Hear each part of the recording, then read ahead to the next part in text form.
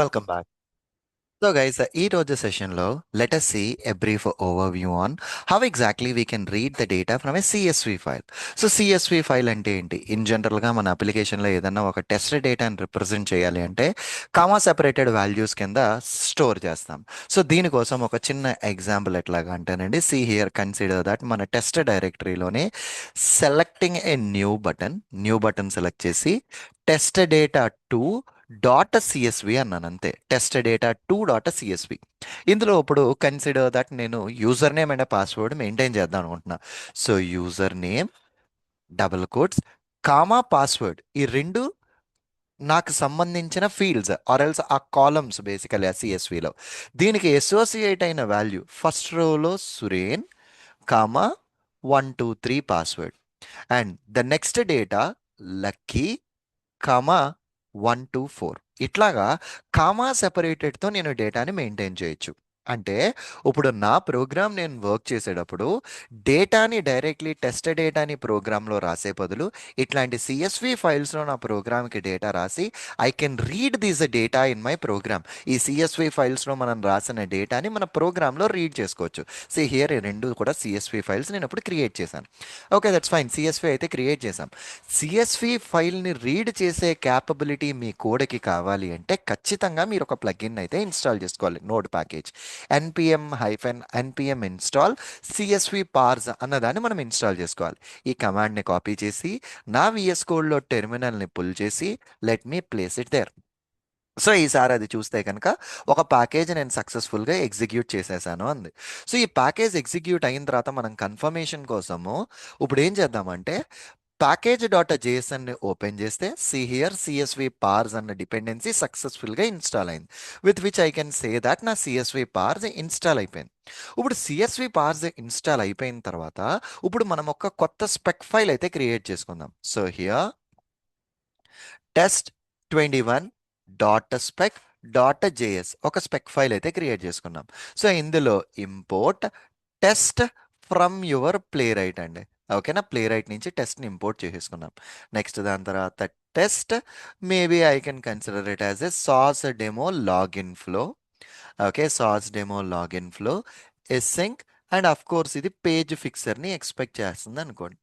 Okay, it's just expecting a page fixture అయిపోయింది. So ఇప్పుడు ఈ టెస్ట్లో నేను ఫైల్ నుంచి డేటాని రీడ్ చేయాలి.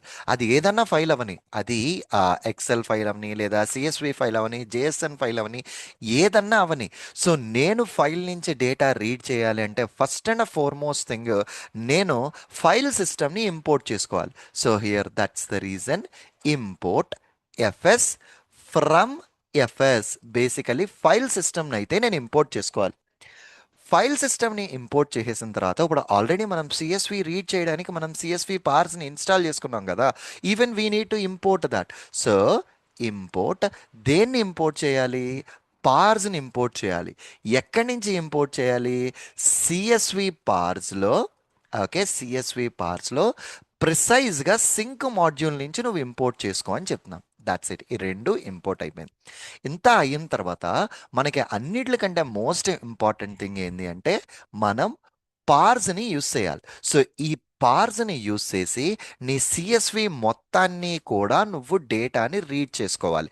అంటే నీ ఫైల్ని అది సింక్ చేస్తుంది. ఆ ఫైల్లో ఉన్న డేటాని ఏ కైండ్ ఆఫ్ ఆపరేషన్ పర్ఫామ్ చేయాలి అన్నా సరే ఈ పార్సే పనిచేస్తుంది. ఈ పార్స్లో ఫస్ట్ నువ్వు యూజ్ చేసే కమాండ్ ఏంటి అంటే కనుక రీడ్ ఫైల్ సింక్. దీనికి నువ్వు నీ పర్టికులర్ ఫైల్ లొకేషన్ పెట్టాలి. So here read file sync, and here ఇది నా విత్ ఇన్ ద ప్రోగ్రామ్ లోపలే ఉన్నది. ఈవెన్ స్టిల్ కొంచెం క్లారిటీ కోసం టెస్ట్లో టెస్ట్ నా ఫైల్ నేమ్ ఏమి ఇచ్చాను నేను? Test data 1.csv. ఓకే, ఇగో test data 1.csv. So test data 1.csv నేను నా ఫైల్ని అయితే డిఫైన్ చేసేసాను. ఓకే, అండ్ ఈ పార్స్కి ఇట్లా అయిన తర్వాత we need to define some more two most important థింగ్స్ని మనం ఇక్కడ డిఫైన్ చేయాలండి. దీనికి మనం పాస్ చేయాల్సింది first columns. I'm defining it as a true. And next మనం పాస్ చేయాల్సింది స్కిప్ ఎంటీ లైన్స్. బేసికలీ దాని నేమే చెప్తుందండి. సెకండ్ది స్కిప్ ఎంటీ లైన్స్. సో దాని యొక్క మీనింగ్ ఏందండి, నీ ఫైల్లో, నీ సిఎస్వి ఫైల్లో ఏమైనా ఎంటీ లైన్స్ ఉంటే వాటిని డేటా కింద కన్సిడర్ చేయకు. అలా వాటిని డేటా కిందే తీయకు, just ignore them. And columns equal to true అంటే దాని యొక్క మీనింగ్ ఏంది అంటే, నీ సిఎస్వి ఫైల్లో ఏదైతే ఫస్ట్ రో ఆఫ్ ఇన్ఫర్మేషన్ ఉన్నదో అది నెక్స్ట్ సెట్ ఆఫ్ ఇన్ఫర్మేషన్కి ఒక కీ కింద కన్సిడర్ చేయి. ఇది కీ, యూజర్ నేమ్ అన్నది కీ, దానికి అసోసియేట్ అయిన డేటా, పాస్వర్డ్ అన్నది కీ, దానికి అసోసియేట్ అయిన డేటా, అట్లా దాన్ని కన్సిడర్ చేసుకో అని మనం చెప్తున్నామండి. పర్ఫెక్ట్. అండ్ ఇప్పుడు దీనిది మనం బయట ఎక్కడన్నా వాడుకోవాలి అంటే, ఈ పార్స్ నుంచి వచ్చిన దాన్ని, అంటే ఆ ఫైల్ నుంచి రీడ్ చేసిన ఇన్ఫర్మేషన్ని we need to store it. Constant data is equal to, ఈ ఫైల్ నుంచి వచ్చిన కంప్లీట్ ఇన్ఫర్మేషన్ని నేను ఇక్కడ స్టోర్ చేశానండి. ఎప్పుడైతే నేను ఈ ఇన్ఫర్మేషన్ని స్టోర్ చేశానో నా ప్రోగ్రాంలో దాన్ని ప్రింట్ చేయడానికి చూద్దాం. Console dot log of data, ఈ డేటాని ప్రింట్ చేయమంటున్నాను నేను.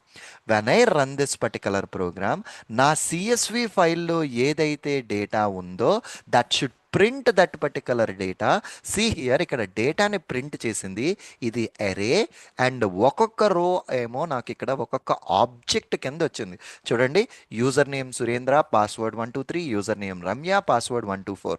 టూ సెట్స్ ఆఫ్ డేటా ఉన్నది. ఒక్కొక్క సెట్ని ఒక్కొక్క ఆబ్జెక్ట్ కింద కన్సిడర్ చేసి that printed down that information for us in an అరే.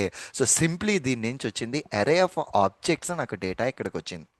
Okay, perfectly all right. Next సెషన్లో ఈ డేటాని మనం ఎలా యూస్ చేసుకోవాలి అన్నది we will see it. Okay, thank you very much. See you again in the next lecture. Bye.